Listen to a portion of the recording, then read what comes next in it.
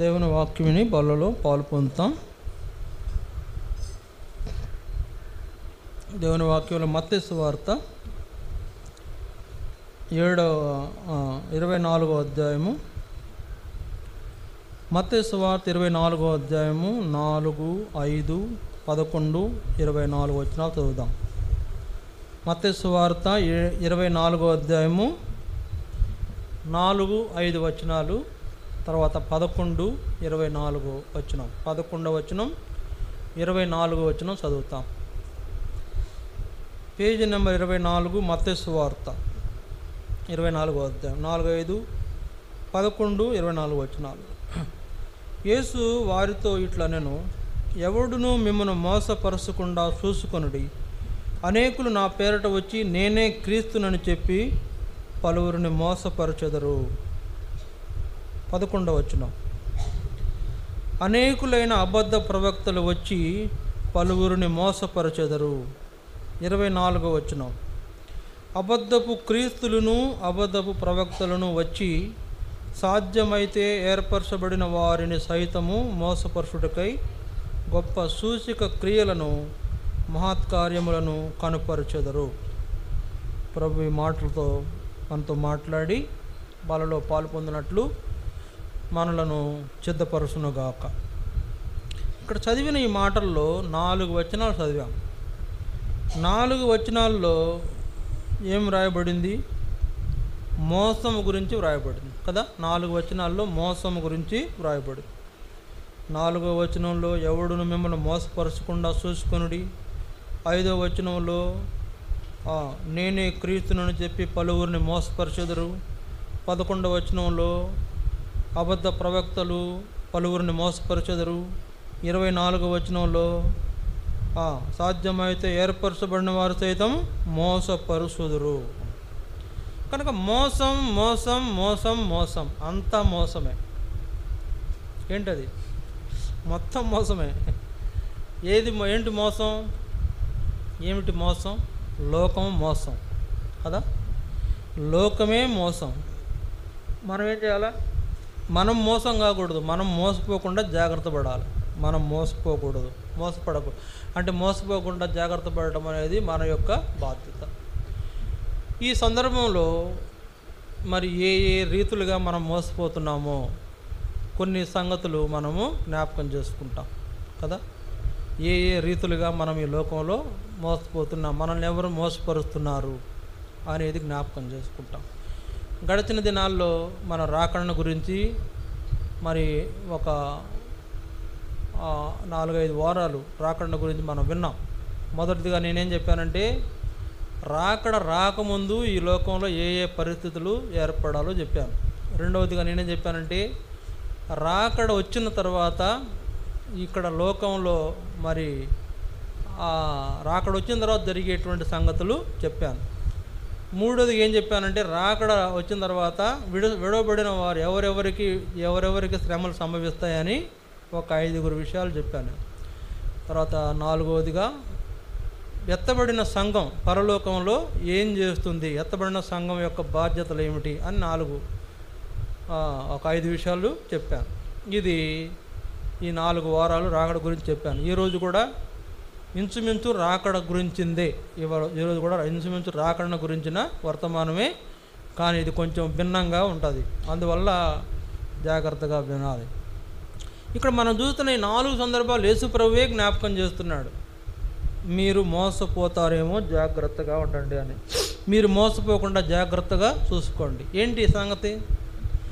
మనల్ని మోసగించే వాళ్ళు ఉన్నారు అనేది దాని యొక్క అర్థం. ఈ దినాల్లో ప్రజలు ఎలా ఉంటున్నారంటే, ఎవరు? లోకంలో ఉన్నవాళ్ళు కాదు.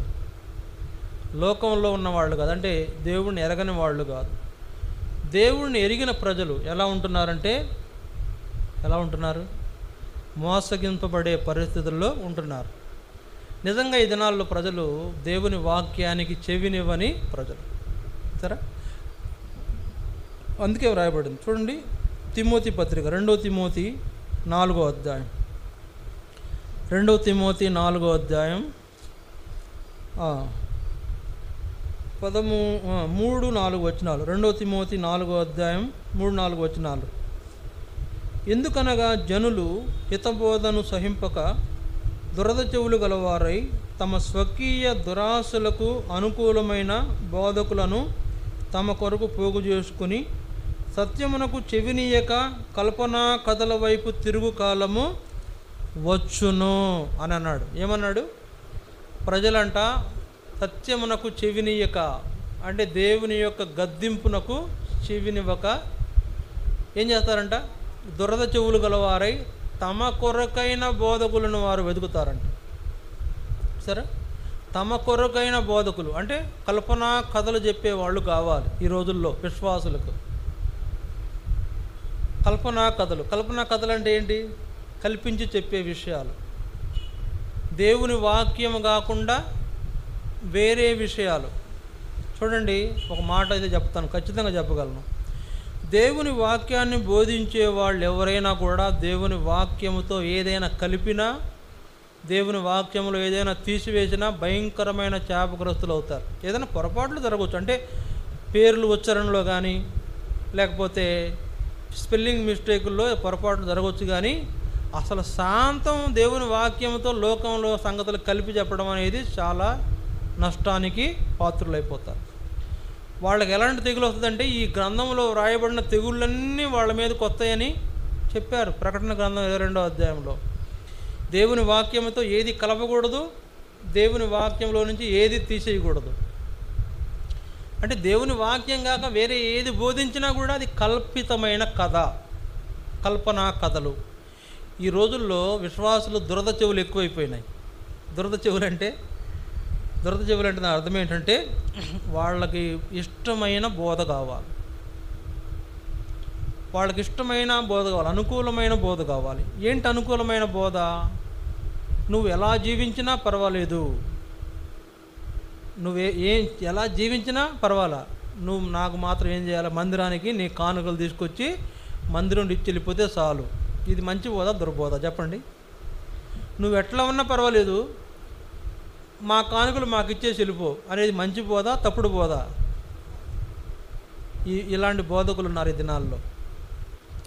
తర్వాత విశ్వాసుల్లో పొరపాట్లున్నా కూడా, తప్పులున్నా కూడా, లోపాలున్నా కూడా సరిదిద్దకుండా, ఖండించకుండా, గద్దించకుండా వాళ్ళను పైనే ట్రీట్ చేస్తారు. అంటే ఏమనరు, మళ్ళీ కానుకలు రామేమోనని, అంటే మరి మందిరానికి రారేమోనని వాళ్ళని ఏమనరు. ఏం తప్పు చేసినా ఒకవేళ వాళ్ళు భయపడుతున్నా వీళ్ళు ఏం చేస్తారు?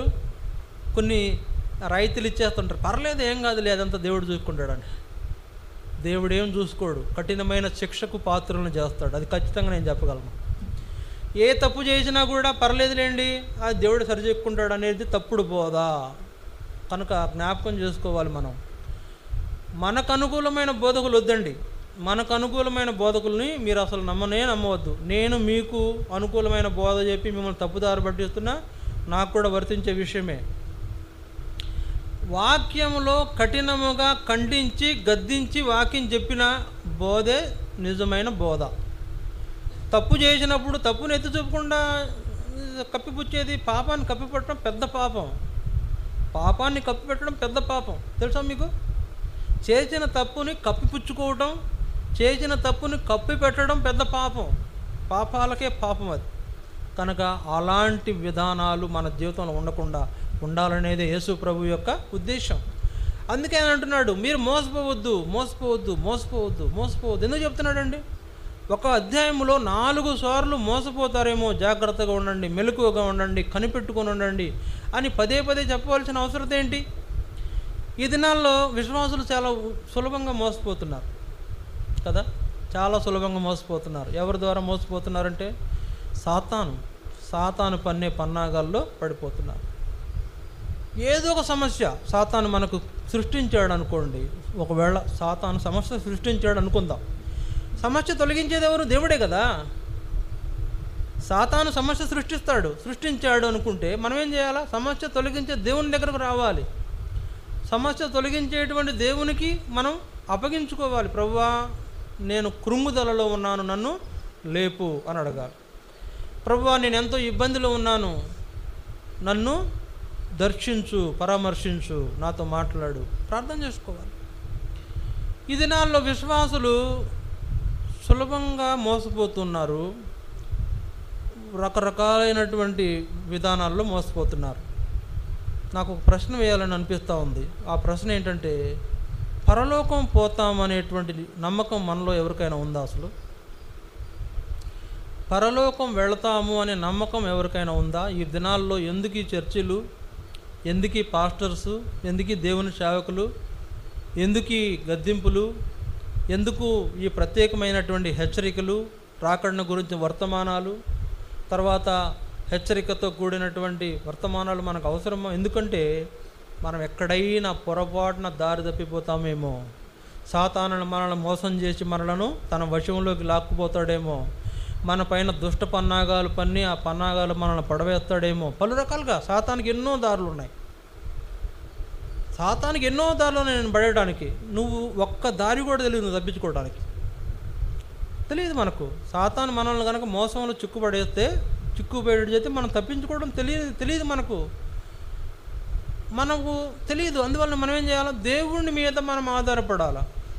దేవునికి ప్రార్థన చేసుకోవాలి. ప్రభువా నన్ను కాపాడు, ప్రభువా నాలో ఉన్నటువంటి పొరపాట్ల ద్వారా నన్ను నష్టపడడానికి విడిచిపెట్టబోకు, నీ దాసుని తప్పిదములను జ్ఞాపకం ఉంచుకోబోకు, సహాయం చేయనాయన అని ఆయన ప్రాధేయపడితే, మొరపెడితే దేవుడు సహాయం చేసేటువంటి ఆ మోసముల నుండి, ఆ పన్నాగాల నుంచి బయటపడేసే దేవుణ్ణి మనం వదిలిపెట్టేసి మోసం చేసే సాతాన్నే పట్టుకుంటాం. సాతాన్ని పట్టుకోవడం అంటే ఏం లేదండి. మీరేం పట్టుకోకర్లా, వాడే మిమ్మల్ని పట్టుకోకర్లా, మీరే వాడి మాయలో పడిపోతారు. ఏంటా మాయ? మోసపూరితమైన మాటలు. నీ జీవితాన్ని సులువుగా దారి తప్పించేటువంటి విషయాలు, అది మన మీద అప్లై చేస్తాడు సాతానుడు. చూడండి, సాతాను ఎంత మోసగాడంటే, మన యొక్క పితరులు ఆదాము హవ్వలను మోసం చేశాడు కదా. ఆదాము హవ్వలను మోసం చేశాడు. అది ఇప్పటి వరకు జరుగుతూనే ఉంది. ఆ మోసగించేటువంటి ప్రయత్నాలు ఇప్పటి వరకే జరుగుతూనే ఉన్నాయి. ఇప్పటి వరకు మనుషుడు సాతాను చేతిలోనే మోసపోతూనే ఉన్నాడు. అయితే ఆ మోసముల నుంచి మనం విడిపించాలని, సాతాను చేతుల్లో నుంచి విడిపించి మనకు మంచి జీవితాన్ని ఇవ్వాలని దేవుడు యేసు ప్రభువుగా ఈ లోకానికి వచ్చి మన కొరకు జరిగించిన చిలువ కార్యమే మన యొక్క విమోచన, విడుదల కార్యం. సాతాను చేతుల నుంచి విడిపించబడ్డాం. విడిపించబడిన తర్వాత కూడా మరలా సాతాను చేతుల్లో పడిపోతే అది మనకే మంచిది కాదు. అది పరలోకం వెళతామని నమ్మకం ఉందా అని ప్రశ్న వేశాను. దానికి జవాబు రావాలి. ఎందుకండి పరలోకం వెళ్ళకపోతే మనం చర్చికి రావడం అవసరమా? మనం పరలోకం వెళ్ళాలనే ఆలోచన లేకపోతే మందిరం రావడం అవసరమా? పరలోకం వెళ్తే వెళ్దాం, లేదనుకుంటే ప్రార్థన చేసుకోవడం అవసరమా? సాతాను అదే చేస్తాడు. మనం పరలోకం వెళ్లకుండా చేసేదే సాతాను. కనుక ప్రార్థన చేసుకొనివ్వడు, వాక్యం చదువుకొనివ్వడు, మందిరానికి వెళ్ళనివ్వడు, భక్తిగా జీవించనివ్వడు, వాక్యం చదవనివ్వడు. ఒకవేళ వాక్యం చదువుతానికి బైబిల్ తీయడానికి ప్రయత్నం చేస్తే తెరవనివ్వడు. తెరిచి చదవడానికి ప్రయత్నం చేస్తే అర్థం కానివ్వడు. పోనీ ఏదో ఒకటి అర్థం చేసుకుని అరుసరిద్దామనుకుంటే అసలు మనం పడవేస్తాడు. నిలబడకుండా, మనం వాక్యంలో నిలిచి ఉండకుండా పడవేసి మనల్ని నష్టపెట్టేటువంటి శత్రువు యొక్క చేతుల్లో కీలు బొమ్మలాగా మారిపోతున్నాం. ఈరోజు బైబిల్ చదివారా? ఈరోజు ఎంతమంది బైబిల్ చదివారు?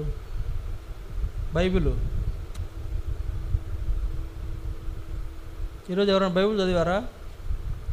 ఎవరు చదవలేదా? ఈరోజు ప్రార్థన చేశారా? ప్రార్థన అయితే చేశారంట. బైబిలు అక్కర్లా. దేవుడికి నీ బాధలన్నీ చెప్పుకున్నావు, కానీ మరి దేవుడు చూసే ఆ యొక్క మరి ఆయన ఇచ్చేటువంటి ఆ మాటలు కూడా తీసుకోవాలిగా, అది అక్కర్లా మళ్ళీ. కనుక ప్రార్థన చేయటం, బైబిల్ చదవటం అనేది నీ జీవితంలో లేకుంటే సాలిగా నువ్వు మోసపోతున్నావు, మోసంలో ఉన్నావు. సాతాను మోసంలో చిక్కుపోయి ఉండడానికి అదే రుజువు. సాతాను ఎన్నో రకాలుగా లాగుతాడండి. నన్ను కూడా లాగుతూ ఉంటాడు. ఏదో నీరసం వస్తూ ఉంటుంది, ఏదో బడలేకుండి చదువుకుందాంలే, చూద్దాంలే అని దాటపోయేటట్టు చేస్తాడు, కాలం సాగిపోయేటట్టు చేస్తాడు. తీరా దేవుడు గద్దిస్తూ ఉంటాడు, నువ్వు బైబిల్ చదవలేదు, ఇవాళ బైబిల్ చదువుకో అని తోస్తుంటాడు పక్కన దేవుడు. వాడేమో చదువుకుంది కానీ లేకపోయా నువ్వు, లేదా ఫోన్ చూడు బ్రహ్మాండమైన న్యూస్ వస్తుంది ఇక్కడ అంటాడు. ఫోన్ మనకున్నాయి కదా ఇప్పుడు ఆయుధాలు. ఏంటది? ఫోన్లు తెరిచామంటే ఇంక అంతే సంగతులు. ఏంటది? ఫేస్బుక్. తెరిచామంటే నొక్కడమే, ఇంకా అది ముయ్యలేము, ఇక అందులో నుండిపోతాం. యూట్యూబ్ ఓపెన్ చేసామంటే ఇంకా ఒకదాని తర్వాత ఒకటి, అబ్బా భలే ఉన్నాయే, ఏంటయ్యి తమ్మినైల్స్ ఏమంటారు, అక్కడేదో వింత, ఇక్కడేదో ప్రమాదం, అక్కడేదో అయిపోయిందంట, ఇక్కడేదో అవుతున్న సంగతి మర్చిపోతున్నాడు. అందుకే ఫోన్ చూస్తాను, నేను కూడా చూసి పక్కన పెడతా, మళ్ళీ లాగుతూ ఉంటాడు. చూడు భలే ఉంది అది తమ్మినైల్ అంటే లాగుతూ ఉంటాడు. మనం పడిపోతాం. ఇదే నష్టం, ఇదే మోసపోవడం అంటే ఇదే. ఇలాంటి పరిస్థితి మనకు కలుగు చేసేవాడు ఎవడంటే సాతానే. అందుకు పలు విధాలైన మోసపూరితమైన ప్రసంగాలు, మోసపూరితమైన బోధలు మనకు ఈ రోజుల్లో విరివిరిగా దొరుకుతున్నాయి. చూసారా? అలాంటి వాటిలో చిక్కుబడిపోతున్నారు, విశ్వాసంలో నుంచి తొలగిపోతున్నారు, భ్రష్టులైపోతున్నారు. చూడండి, అదే 1 తిమోతి 4వ అధ్యాయం, 1 తిమోతి 4వ అధ్యాయం ఆ మాటలు చూడండి. 1వ వచనం, 1 తిమోతి 4వ అధ్యాయం 1వ వచనం.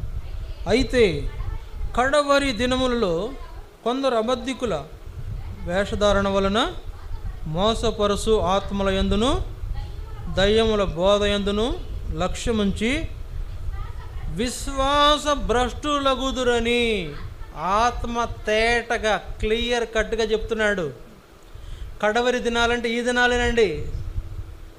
కడవరి దినాలంటే ఏ దినాలు కాదు, ఈ దినాలే. ప్రభు రాకడ దినాలు, ప్రభు రాకడ సంభవించబోతున్న దినాలు. కడవరి దినాల్లో ఏం జరుగుతుందంట? కొందరు అబద్ధికుల వేషధారణ వలన, మోసపరుచు ఆత్మల వలన, దయ్యముల బోధ వలన ఏం చేస్తారంటే, ఏం చేయబడతారు? వాళ్ళు మోసపరచబడతారు. చూసారా? ఏమైపోతారంట? మోసపరచబడతారు. విశ్వాసంలో నుంచి తొలగిపోయే వాళ్ళు ఉంటారు, భ్రష్టులైపోతారు. భ్రష్టులు అంటే అర్థం చెప్పండి, ఎవరన్నా చెప్తారా? భ్రష్టులు అంటే అర్థం ఏంటి? భ్రష్టులు అయిపోతారు. ఇప్పుడు ఈ దినాల్లో మనం భ్రష్టులని ఎవరిని చెప్పొచ్చు అంటే, రక్షణ పొంది ఉండి కూడా, దేవుణ్ణి తెలుసుకుని ఉండి కూడా, దేవుని ఏర్పాట్లు జీవించకుండా ఇష్టం వచ్చినట్లు జీవించేవాడే భ్రష్టుడు. వాక్యాన్ని చదవకుండా వాక్య విరోధమైన జీవితం కలిగిన వాడే భ్రష్టుడు. దేవునికి ప్రార్థన చేయకుండా ఎట్లా పడితే విచలవిడితనంగా జీవించేవాడే భ్రష్టుడు. అంతేకాదు, చెయ్యరాని కార్యాలు చేసేవాడే భ్రష్టుడు. సరే, చెయ్యరాని కార్యములు చేసేవాడు, దేవుని యొక్క రక్షణను నిర్లక్ష్యం చేసేవాడు, అబద్ధ బోధల యందు లక్ష్యముంచేవాడు, దయ్యములు. చూడండి, ఇక్కడ 2 విషయాలు చెప్పారు. ఏమన్నా చెప్పారు? మోసపరుచే ఆత్మల బోధలు ఉంటాయంట. తర్వాత దయ్యముల బోధలు ఉంటాయంట. సరే, దయ్యముల బోధలు ఉంటాయి, మోసపరుచు ఆత్మలు. చూడండి, అందరూ దేవుని సేవకులు కాలేరు. అందరూ దేవుని సేవకులు కాలేరు. బైబిల్ బ్యాగ్ తగిలించుకున్నంత మాత్రమా ఆయన పెద్ద సేవకుడు అని భ్రమపడతారు. మనం భ్రమపడుతుంటాం, కరెక్ట్ కాదు. బైబిల్ బ్యాగ్ తగిలించుకుంటే నువ్వు కూడా తగిలించుకోవచ్చు, ఎవరైనా తగిలించుకోవచ్చు బ్యాగ్. బైబిల్ బ్యాగ్ తగిలించుకున్నంత మాత్రానే పాస్టర్ గారు కాదండి. బైబిల్ బ్యాగ్ తగిలించుకున్నంత మాత్రానే సేవకుడు కాదు. సేవకుడు అంటే ఏంటంటే దేవుని చేత అభిషేకం పొందాలి. మనుషులు అభిషేకించేవాళ్ళు కాదు, అభిషేకించేవాళ్ళు కాదు. మనుషులు కొంతమంది అభిషేకిస్తూ ఉంటారు, అది వాళ్ళు కాదు. దేవుని అభిషేకం నొందిన వాళ్ళే సేవకులు. దేవుని అభిషేకం ఎవరి మీద అయితే నిలుస్తుందో వాళ్ళే సేవకులు. వాళ్ళ బోధే నిన్ను సరిచేస్తుంది. దేవుని అభిషేకం లేని వాడి బోధ నిన్ను సరిచేయలేదు గాక తప్పు మార్గంలోకి లాగుతుంది. అందువల్ల మోసపరిచే ఆత్మల బోధల్లోనూ దయ్యాల బోధల్లోనూ చిక్కుపడిపోయి విశ్వాసంలో భ్రష్టులైపోతున్నాం. మనం విశ్వాసంలో తొలగిపోతున్నాం. కడవరి దినాల్లో ఇది ఎక్కువ జరుగుతుంది. అందువల్ల నేను చెప్తున్నా, అనేక మంది విశ్వాసులు తమ కొరకైన బోధకులను పోగు చేసుకుంటున్నారు. అది విషయం ఏంటంటే, అక్కడ భలే చెప్తారంటండి వాక్యం. అక్కడ సరే, వాళ్ళు ఎవరో లేండి, మనకెందుకు, భలే చెప్తారంట. ఆ పాస్టర్ గారు 2 భార్యాభర్తల గురించిన ఉపమానం చెప్పాడండి. వాళ్ళు ఎందుకండి ఇక్కడ దేవుని వాక్యం దగ్గర? వాళ్ళు ఎందుకు 2 భార్యాభర్తలు దిక్కొచ్చి దేవుని వాక్యం ఎందుకు దొరుకుతున్నాం? 2 భార్యాభర్తలు ఉంటే ఉండొచ్చు, వాళ్ళకి ఏదో కష్టాలు కలిగితే కలగొచ్చు, వాళ్ళ బాధలు వాళ్ళకు ఉంటాయి. అవి వాళ్ళు తీర్చుకుంటారు. వాళ్ళు తీర్చుకోలేకపోతే వాళ్ళ కర్మ, వాళ్ళు అనుభవిస్తారు. వాళ్ళ సంగతి వాక్యం దగ్గర ఎందుకు? వాళ్ళు ఎట్లా పడిపోతాయి అవి చెప్పి ఇక్కడ సంఘాల్లో వీళ్ళకి నేర్పిస్తూ ఉంటారు. మీరు కూడా అలా చేయొచ్చు అని, మీరు కూడా అలా చేయొచ్చు అని నేర్పిస్తూ ఉంటారు. ఇదే మోసపరిచే ఆత్మల బోధ, దయ్యాల బోధ. యేసు ప్రభు ఎలా చనిపోయాడో చెప్పండి, యేసు ప్రభు ఎంత రక్తం కార్చాడో చెప్పండి, యేసు ప్రభు ముళ్ళ కిరీటం ధరించిన వాడుగా ఎలాంటి హింసలు పొందాడో చెప్పండి, ఆయన మన కొరకు ఎందుకు ఈ కార్యం చేశాడో చెప్పండి, ఆయన ఎంత కార్యం మన కొరకు చేసినందున ఆయన కొరకు మనం ఎలా జీవించాలో నేర్పించండి. అంతేగాని ఆ భార్య భర్తల సంగతి మనకెందుకు? ఒక కుటుంబం తీసుకొస్తాం, ఒక కుటుంబం. ఈరోజు మన అంశం ఒక కుటుంబం. ఏంటి ఆ కుటుంబం? ఏంటండి ఆ కుటుంబం? ఒక కుటుంబం అంటే నేనేం చెప్తానంటే సార్వత్రిక సంఘం అంతా కలిపి ఒక కుటుంబం.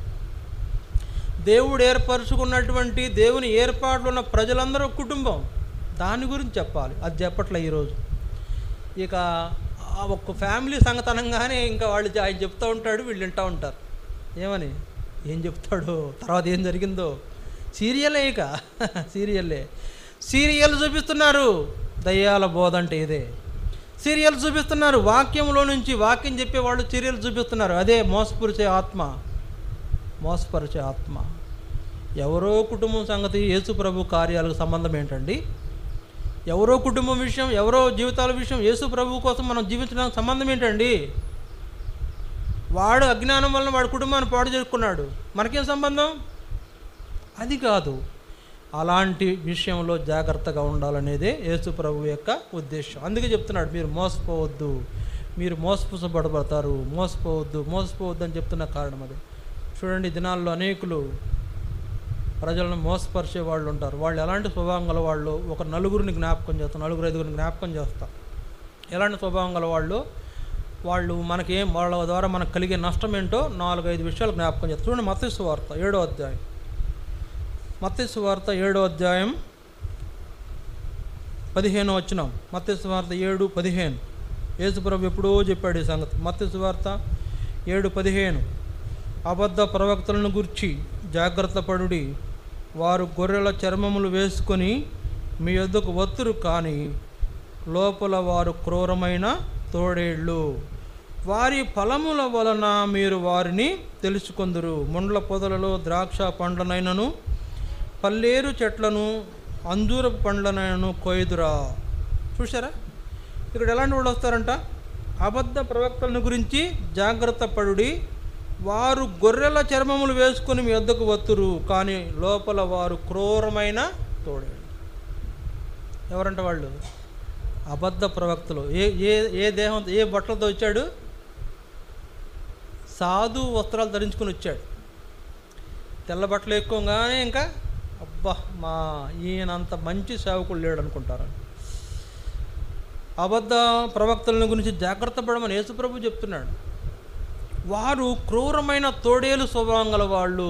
తోడేలు గురించి తెలుసా మనకు? తోడేలు గురించి, తోడేలు చీల్చి పడేస్తుంది. తోడేలంట చీల్చి పడేస్తుంది.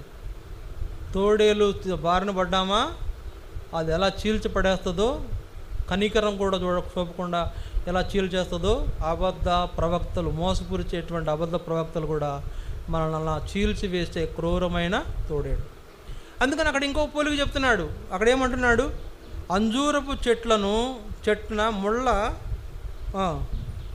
వారి ఫలం వలన మీరు వారిని తెలుసుకొందురు. ముండ్ల పొదలలో ద్రాక్ష పండ్లనైనను పల్లేరు చెట్లను అంజూర పళ్ళనైనను కోయుదురా అన్నాడు. ముండ్ల పొదలలో ద్రాక్ష పండు కొయ్యగలమా? లేకపోతే పల్లేరు చెట్ల అంజూర పండు ఎదగలమా? రాదు కదా. అలాంటి స్వభావం గల వాళ్ళు పల్లేరు కాయలతో పోల్చాడు, ముండ్ల పొదలతో పోల్చాడు. వాళ్ళ బోధలు అలా ఉంటాయంట. కానీ అక్కడ మంచిని మనం చూడలేం. అక్కడ ఆ యొక్క ఏమన్నాడు? 2 సందర్భాల్లో ముండ్ల పొదలో ద్రాక్ష పండు వెదకడం కష్టం. ముండ్ల పొద అంటే అబద్ధ బోధలు, అబద్ధాలు ప్రకటించిన మాటలు. అక్కడ ద్రాక్ష ఎట్లయితే మనం చూడలేమో, ద్రాక్ష ఎక్కడైతే అలా నిలవలేదో, అట్లాంటి అబద్ధ బోధలలో మనము ఫలించలేము. అబద్ధ బోధకుల మాటల ద్వారా మనము విశ్వాసంలో వృద్ధి పొందలేము. పల్లేరు చెట్లన అంజూరు పండు చూస్తామా? పల్లేరు చెట్టున వాళ్ళ మాటలు కూడా అట్లాంటి మాటలు, మోసం చేసే మాటలు. వాళ్ళు గొర్రె చర్మం వేసుకొని మీ వద్దకు వచ్చేటువంటి తోడేళ్ళు అన్నాడు. తోడేళ్ళలాగా కనపడితే మనం ఏం చేస్తాం? వామ్మో తోడేళ్ళు అని పారిపోతాం కదా. అందుకని ఆ తోడేలు ఏం చేస్తాంటే గొర్రె చర్మం కప్పుకొని వస్తుంది. ఆహా ఇది గొర్రె, సాధువుదే కదా, పర్లా, గొర్రె ఏం చేయదు, పక్కనే పెట్టుకుంటారు.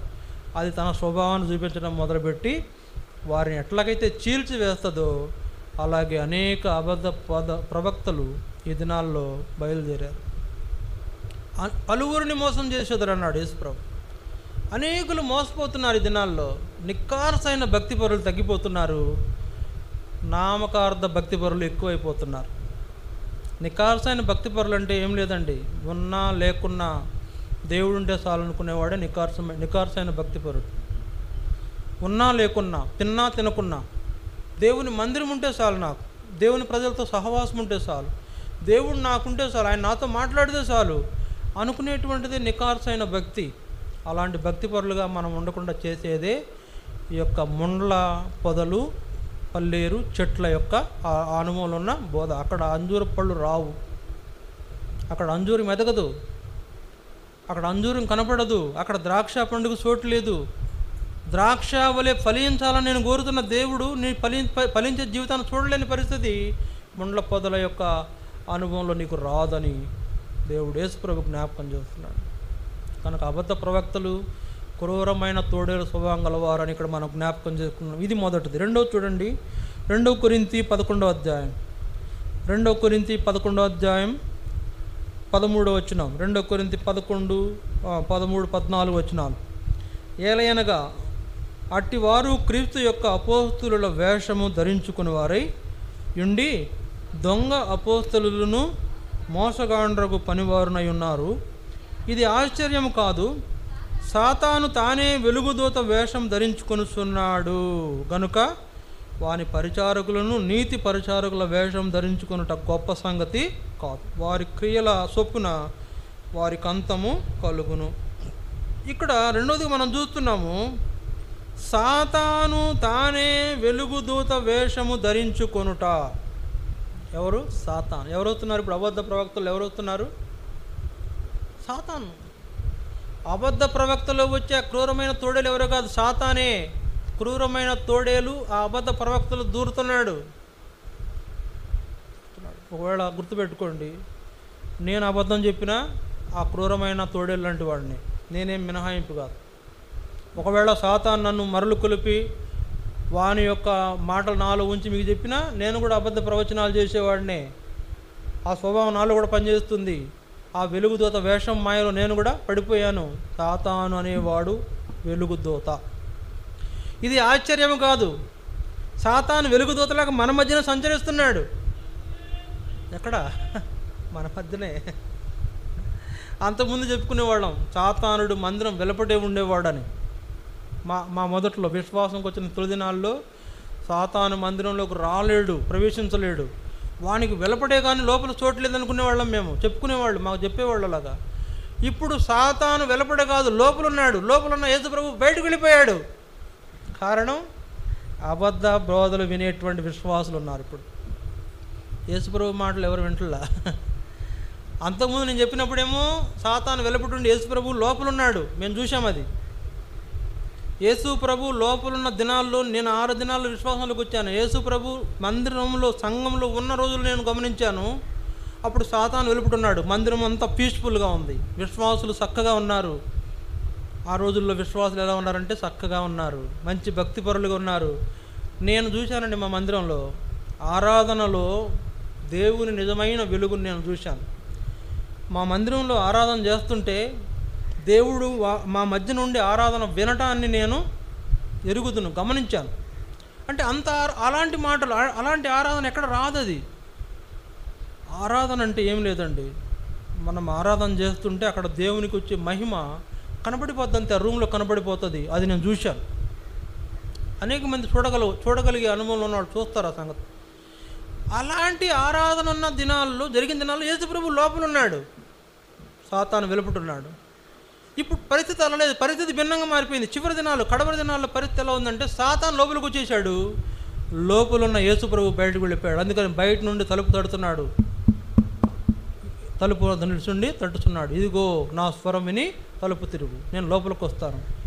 లోపలున్న ఆయన బయటికి వెళ్ళి బయట నుంచి తడుతున్నాడు. తలుపు వేసినప్పుడు బయట గడిగొడు తలుపు తడుతున్నాడు. తలుపు తీస్తే నేను లోపలికి వస్తాను. ఎవరున్నారు లోపల?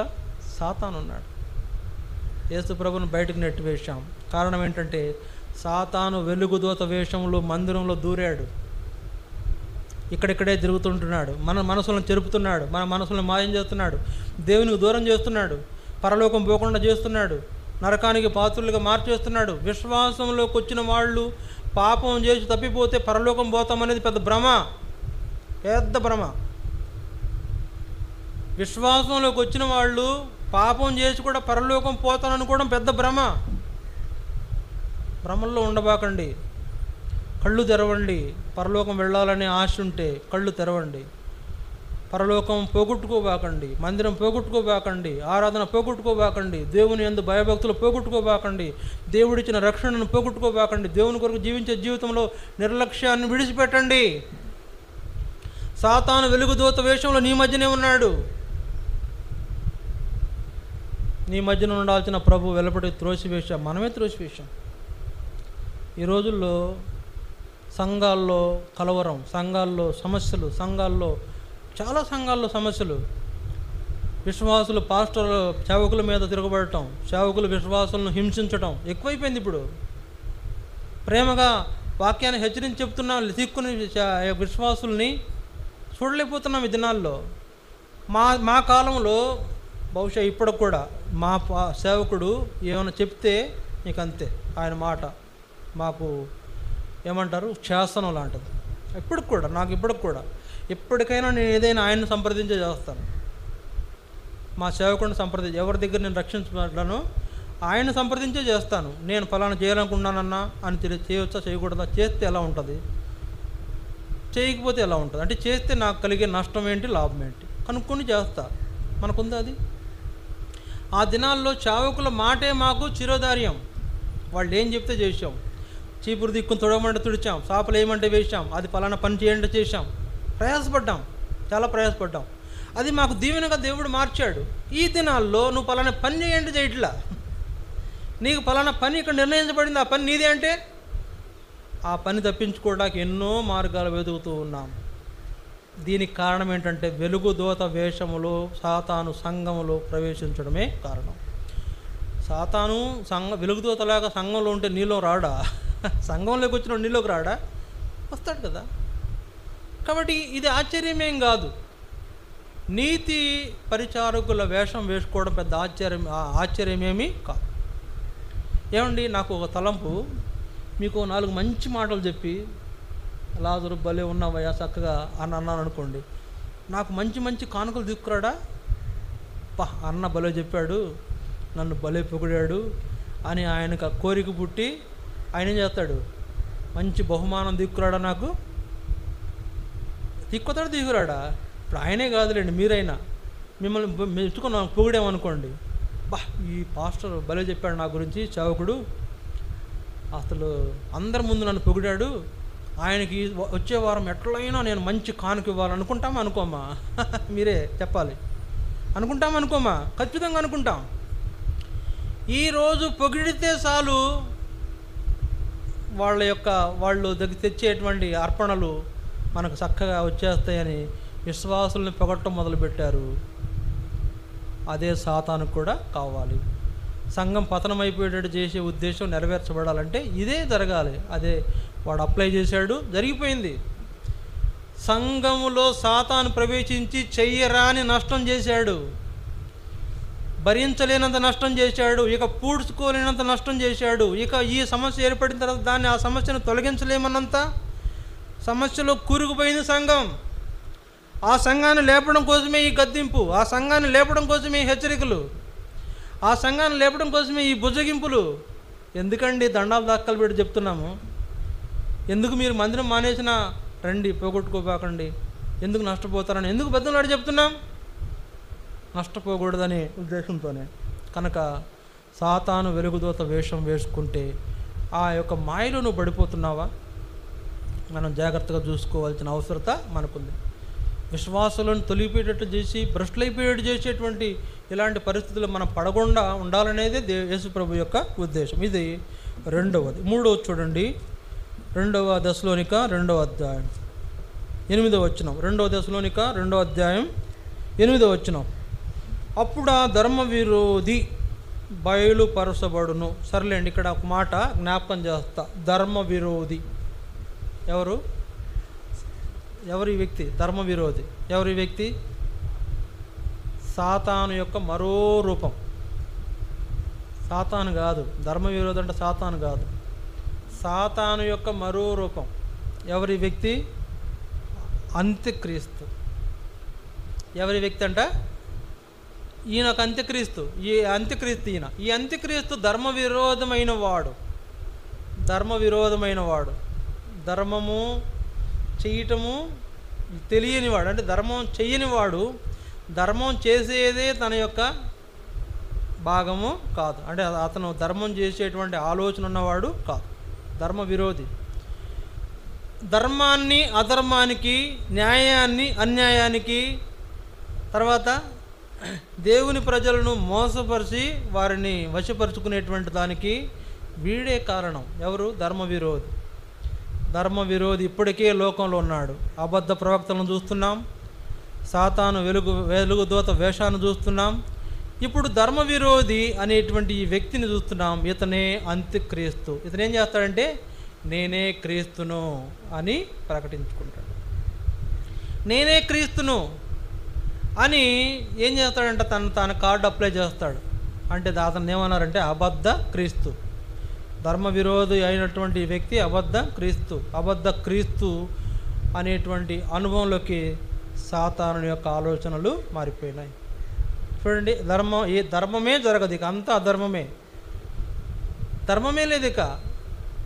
ఏమండి, ఇక్కడ ఆరాధన జరుగుతుంది, 10:30కు ఆరాధన, మనం 10:30కు రావడం ధర్మం, అవునా కాదా? 10:30కు రావడం ధర్మం. మరి టైం దాటిపోయి లేటుగా వస్తే ధర్మమా అధర్మమా? అధర్మం. దేవుడు మనకు రక్షణను ఇచ్చాడు. యేసు ప్రభు మనకు రక్షణ ఇచ్చాడు. కలువరిలో మరణం ద్వారా మనల్ని రక్షించుకుంటూ వచ్చాడు. మన కొరకు తన ప్రాణాన్ని పెట్టాడు. మన కొరకు యేసు ప్రభు ప్రాణాన్ని పెట్టాడు, అది ధర్మం. ఇప్పుడు మనం ఆయన కొరకు నమ్మకంగా ఉండటం అనేది ఆయన కోరాడు. నమ్మకంగా ఉండటం ధర్మమా అధర్మం? అంటే ధర్మం. నమ్మకంగా లేకపోవటం అధర్మం. నీవు యేసు ప్రభువుకు నమ్మకంగా లేకపోవటాన్ని చేసేటువంటి, నమ్మకంగా జీవించకుండా నిన్ను మాయ చేసేటువంటి అబద్ధ క్రీస్తు కనుక ధర్మ విరోధి అని పెట్టారు పేరు. కనుక వీడు మోసం చేస్తుంటాడు, అనేకులను మోసం చేసి, పలువురిని మోసం చేసి తనను వెంబడించేవారుగా చేసుకుంటాడు. ఇది మూడవది. నాలుగవది చూడండి, మొదటి యోహాను 2వ అధ్యాయం 18వ వచనం చూడండి. మొదటి యోహాను 2వ అధ్యాయం 18వ వచనం. చిన్నపిల్లలారా, చూడండి, చిన్నపిల్లలారా,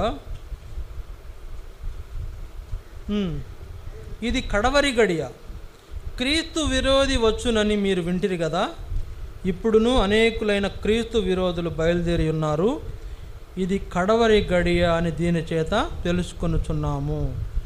ఇక్కడ చూస్తున్న 4వ వ్యక్తి ఎవరంటే క్రీస్తు విరోధి.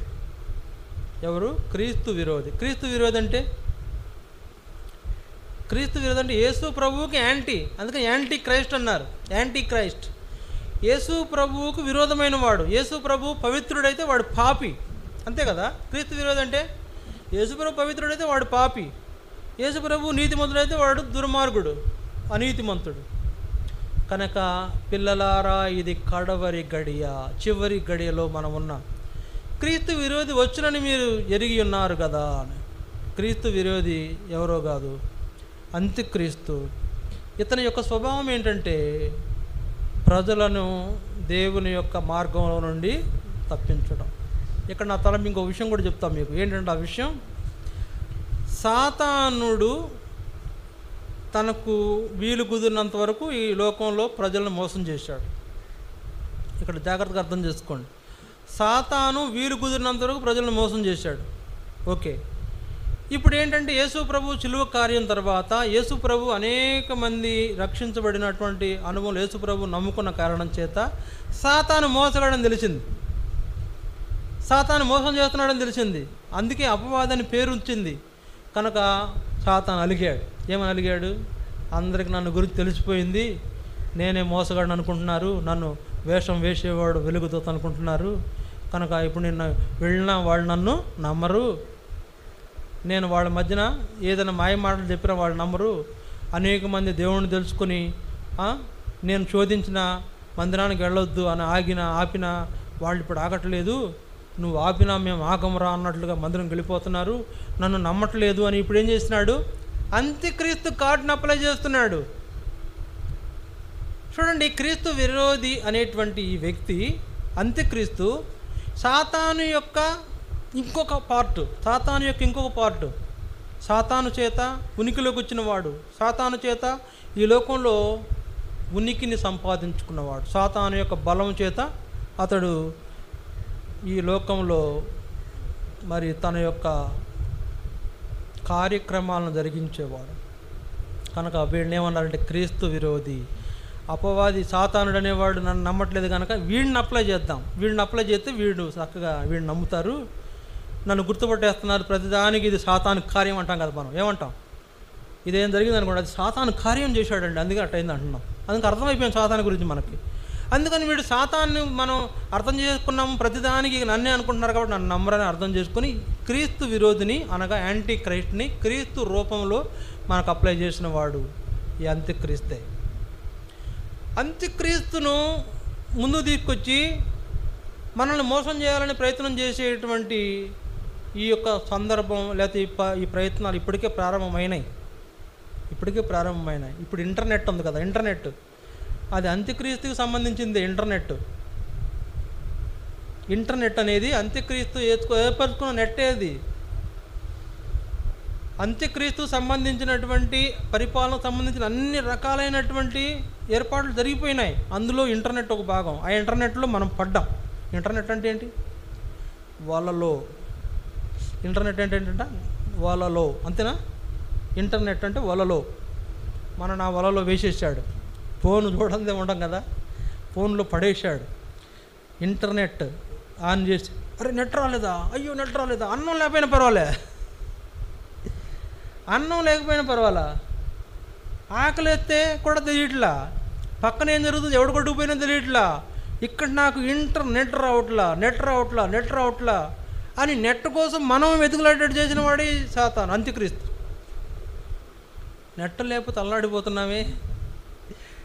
మా ఇంట్లో వైఫై ఉంది, వైఫై అయిపోతే చాలు, వైఫై నెట్ కావాలి. ఇంకా ఉరుకులు పరుగుల మీద నెట్ వేయించేస్తున్నారు. ఇంట్లో అన్నం ఉందో లేదో తెలియదు, అమ్మ అన్నం వండిందో లేదో తెలియదు, పోనీ వండితే తిందామన్నటువంటి ధ్యాస లేదు. అంటే నేను మా ఇంట్లోనే కాదండి, ప్రతి ఒక్కరి ఇంట్లో ఇదే జరుగుతుంది. ప్రతి వ్యక్తి జీవితంలో ప్రతి వాణి చేతిలో ఇదే ఉంది. ఏంటి? ఇంటర్నెట్. ఆ నెట్లో నిన్ను ఎప్పుడో కూరుకు పెట్టేట్టు చేశాడు సాతాను. బయటకు రాలేవు, వస్తావా? ఇంటర్నెట్లో బయటకు రాగలమా? చిన్న పిల్లలు, బుడ్డ పిల్లలు కూడా చూస్తున్నారండి ఇంటర్నెట్. అందరినీ ఆ నెట్లో వేసి బంధించాడు. ఎవరు? అంత్యక్రీస్తు. ఇంటర్నెట్ అనేది అంత్యక్రీస్తు ప్లాట్ఫామ్కి సంబంధించిన ఒక వ్యవస్థ. ఆ వ్యవస్థను తీసుకొచ్చిన వాడే అంత్యక్రీస్తు. వాడి యొక్క చెరలో మనం పడిపోయాం, బయటికి రావడం కష్టమే. అందువలన దేవుని పిల్లలు ఇది గమనించాలి. ఫోను కాదు, బైబిల్ పట్టుకుందాం. ఫోను కాదు, ప్రార్థనకి కూర్చుందాం. ఫోను, ఇంటర్నెట్ కాదు, ప్రార్థన, కుటుంబ ప్రార్థన చేసుకుందాం. లోకంలో కొన్ని సంగతులు తెలియాలి, వార్తలు చూడండి, తప్పులేదు, వార్తలు కూడా తెలుసుకోండి. కానీ చూడకూడని కూడా చూసి పాడైపోతున్నామే. అదే ఈ అంత్యక్రీస్తు మన కొరకు అప్లై చేసిన ఆ ఇంటర్నెట్ కార్డులో మనం పడి మోసపోతున్నాం. అలా మనం ఉండకుండా జాగ్రత్త పడాలి. దేవుని పిల్లలుగా మన మీద ఉంచిన బాధ్యత ఏంటంటే భక్తిగా బ్రతకండి. ఎల్లప్పుడూ మీరు ఆనందించే వారు ఉండాలని కోరాడు. అట్లాంటి అనుభవం మనకు కలిగి ఉండాలంటే దేవుని ఏర్పాట్లు జీవించాలి. ఫోన్లో, ఇంటర్నెట్లో కాదు. ఇవాళ బోల్డ్ అని సదుపాయాలు వచ్చేసినాయండి. నెట్ఫ్లిక్స్ తెలుసా మీరు? నెట్ఫ్లిక్స్ అని ఒకటి ఉంది, అదొక నెట్. నెట్ఫ్లిక్స్ దాని పేరు. దాంట్లో వచ్చేటువంటి సినిమాలు ఎన్నో రకాలైన పలు విధాలైన సినిమాలు, భయంకరమైన బూతులు, భయంకరమైనటువంటి విషయాలు ఉన్నాయి దాంట్లో, నెట్ఫ్లిక్స్లో. ఇలాగా అనేకమైనటువంటి సాధనాలు మన మీద ప్రయోగించిన అంత్యక్రీస్తు. వాని యొక్క మాయలో మనం పడకూడదు. ప్రార్థన చేసుకోవాలి, వాక్యం చదువుకోవాలి, మందిరానికి వెళ్ళాలి, ఆరాధన చేయాలి, దేవుని పనుల్లో పాలు పొందాలి, దేవుని కొరకు ప్రయాసపడాలి. దేవుని కొరకు ఒక చెమట బిందు కార్చు. వేరే వ్యాపకాలకు పరిగెడుతున్నాం, ఆయాసపడిపోతున్నాం. దేవుని కొరకు ప్రయాసపడాలి. మన దేహం, మన కాళ్ళు, చేతులు, మన కళ్ళు, మన ముక్కు, మన నోరు, మన పాదాలు, మన శరీరం, మన ఆత్మ దేవుణ్ణి పాడాలి. అది కాకుండా ఇక దేంట్లో పాడినా, ఏం పాడినా నువ్వు అక్కడ ఇంటర్నెట్లో ఉన్నావు అని అర్థం. చూడండి, లోకంలో ఉన్నాం, కొన్ని సంగతులు మనం చూస్తూ ఉంటాం. చూడొద్దని నేను అనలే, కానీ దాంట్లో పడిపోబాకండి, దాంట్లో మునిగిపోబాకండి. వాక్యం చదవండి, ప్రార్థన చేయండి, దేవుని కొరకు కనిపెట్టండి, దేవుని కొరకు ఆశపడండి. దేవుడా నాతో మాట్లాడు, అయ్యా నేను నిన్ను చూడాలనుకుంటున్నాను, నీ దర్శనాన్ని నాకు కలుగు చేయని ప్రార్థన చేసుకోండి. ప్రభా నువ్వు రాకడ సంభవించిందంట, రాకడ సంభవించబోతుందంట, నువ్వు రాబోతున్నావంట, నిన్ను కలుసుకోవాలయ్యా, నాకు సహాయం చేయి, ఒకవేళ తప్పిపోతానేమో, ఒకవేళ విడిచిపెట్టబడతానేమో అని ప్రార్థన చేసుకోండి. గంటలు గడపండి. రేపొద్దున అదే నేను ఆయన ముందు నిలబెడుతుంది. ఫోన్లో కాదండి, తన జ్ఞాపకం చేసుకోవాలి. ప్రియులారా, ఈ 4 అనుభవాల్లో ఒకటి, అబద్ధ ప్రవక్తల చేత, అబద్ధ పాస్టర్లు, అబద్ధ సేవకుల చేత మోసపోతున్నాం. రెండవది, సాతాను వెలుగు వేషం ద్వారా మోసపోతున్నాం. మూడవది, ధర్మ విరోధ సంబంధమైన కార్యములు చేసేటువంటి ఈ లోక పరిస్థితులను చూసి మోసపోతున్నాం. నాలుగవది, క్రీస్తు విరోధిని బట్టి మనం ఇంటర్నెట్లో పడిపోయి మోసపోతున్నాం. ఐదవది, చివరిది ఒక మాట చూపించి నేను ముగిస్తా. చూడండి, ప్రకటన 13వ అధ్యాయం 1వ వచనం. ప్రకటన 13:1, ప్రకటన 13:1-2 వచనాలు. మరియు 10 కొమ్ములను 7 తలలను గల యొక్క క్రూర మృగము సముద్రంలో నుండి పైకి వచ్చుట చూసితిని. దాని కొమ్ముల మీద 10 కిరీటములను, దాని తలల మీద దేవదూషణకరమైన పేర్లు నుండెను. నేను చూసిన ఆ మృగము చిరుతపులిని పోలి ఉండెను. దాని పాదములు ఎలుకబంటి పాదముల వంటివి, దాని నోరు సింహపు నోరు వంటిది. దానికి ఆ ఘట సర్పము తన బలమును, తన సింహాసనమును, గొప్ప అధికారమును ఇచ్చెను. చివరిగా ఈ మాట జ్ఞాపకం చేసుకోండి. సాతాను తనకున్న బలమంతా కూడా అంత్యక్రీస్తుకి ఇస్తాడు. సాతానుకున్నటువంటి తన యొక్క బలము, తన సామర్థ్యము అంత్యక్రీస్తుకి ఇస్తాడు. ఎందుకు? సాతాను యొక్క ఉద్దేశాలు నెరవేర్చబడడం కోసం అంత్యక్రీస్తును వాడుకుంటున్నాడు సాతానుడు. ఎవరిని? అంత్యక్రీస్తును. వాళ్ళకు పేర్లు పెట్టారు. ఏమంట? క్రూర మృగము అంటే అంత్యక్రీస్తు, ఘట సర్పము అంటే సాతాను. దీని గురించి నేను వచ్చే వారం వివరంగా చెప్తా. క్రూర మృగం అంటేనేమో అంత్యక్రీస్తు, ఘట సర్పం అంటేనేమో సాతాను. ఇప్పుడు ఈ క్రూర మృగానికి ఘట సర్పము తన బలాన్ని, తన అధికారాన్ని అంత్యక్రీస్తుకి ఇచ్చేస్తుందంట సాతాను. వీళ్ళిద్దరికీ మళ్ళీ ఇంకో క్రూర మృగం వస్తుంది. ఇంకో క్రూర మృగం వచ్చింది. అది 13వ అధ్యాయం 13వ వచనంలో వ్రాయబడింది. 12-13 వచనాల్లో ఆ క్రూర మృగము అబద్ధ ప్రవక్త. సాతాను, అంత్యక్రీస్తు, అబద్ధ ప్రవక్త అనేటువంటి ఈ ముగ్గురు రాబో కాలంలో బహుభయంకరమైన కార్యాలు భూమి మీద జరిగించేవాళ్ళు. ప్రజలను మోసగించడం, ప్రజలను వశపరచుకోవడం, వాళ్ళని నష్టపెట్టడం తప్ప వాళ్ళకు వేరే ఎజెండా లేదు.